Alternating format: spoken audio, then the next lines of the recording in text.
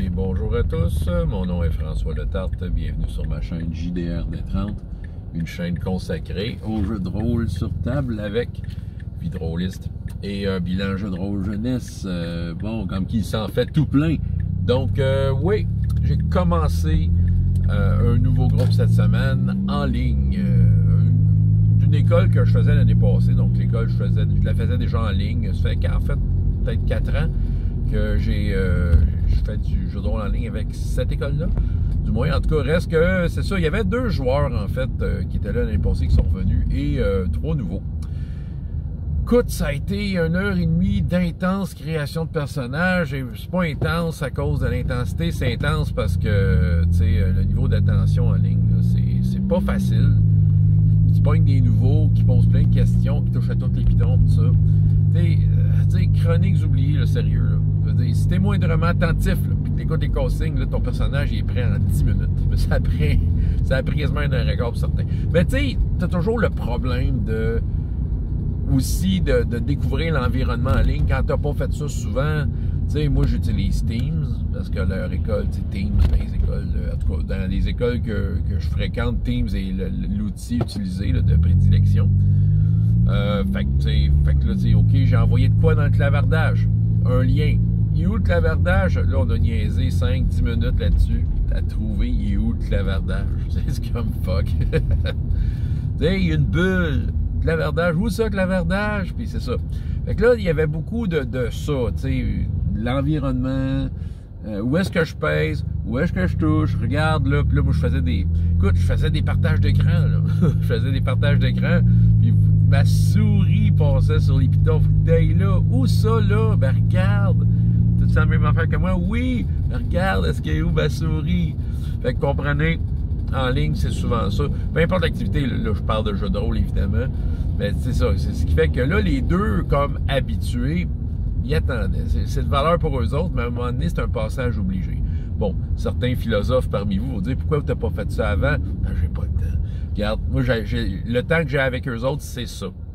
Fait que c'est là que se faisait la création de personnages. D'avoir fait ça à distance, ça aurait été très, je veux dire, chronophage, je veux dire, dans le sens que, tu sais, j'aurais pu comme envoyer, OK, allez là, faites tel choix, faites tel choix.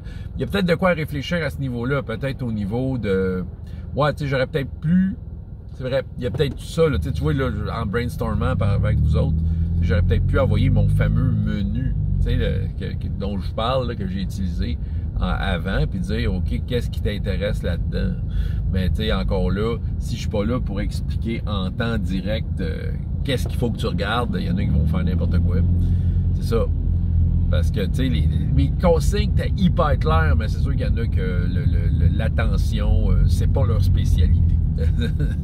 Mais quand même, on y est arrivé, on a une belle équipe, 5 personnages, dont 2 anciens qui sont niveau 5-6 et 3 niveau 1.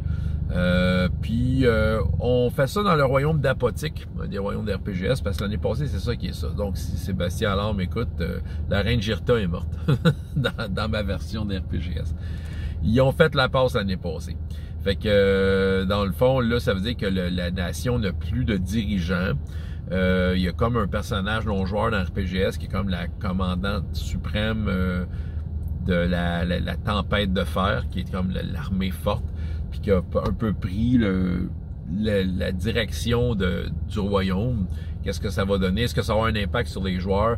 Ben, d'une certaine façon, peut-être que oui, mais de toute façon, ils ont décidé d'aller visiter un endroit qui s'appelle le temple, il y a un temple en tout cas, je me souviens plus du nom, mais il y a un temple de là, puis tu as peut-être 2 lignes de description, c'est ça la magie de RPGS, c'est qu'en fait, tu as des descriptions très très très sommaires, après ça, tu fais ce que tu veux, puis ça va finir en one page dungeon qui fit un peu dans, un peu le thématique désertique, pour le plaisir d'avoir un one page dungeon, essayer de pas trop impliquer les joueurs dans des conflits, des dramas nationaux et plutôt trouver des aventures qui vont leur donner des gains rapides et plaisants.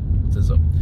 C'est plutôt là qu'on va aller. Ils ont de l'air quand même excités, malgré le ardu, je veux dire, la première séance ardue. C'est juste pour vous dire, là, ça fait, comme je dis, ça fait peut-être 4 ans là, que je fais des games en ligne avec, je pense, cette école-là.